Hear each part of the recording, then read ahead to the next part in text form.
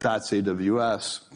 We were doing it internally at Amazon for ourselves, and the APIs were created. That's a very interesting story in its own right. But The way it's being talked about online, this idea is basically in the future, you're really not going to be owning your own computer anymore.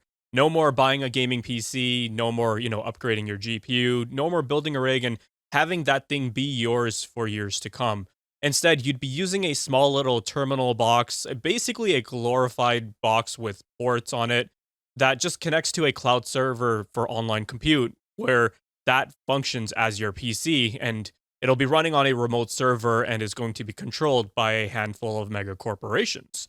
And look, even if you want to argue that he meant this more for like businesses and data centers, what's really implied is you don't own the product anymore, you rent permission to use it. And that's a massive shift because the moment gaming becomes a subscription session on someone else's computer or someone else's hardware, you're not just paying for performance, you're signing up to their rules, their pricing, their securities, and their total control. And if you've ever been locked out of a game that you already bought because of a Rockstar launcher issue or watched your services change, the terms of service change overnight, then you already know why this whole fiasco really just hits the nerve.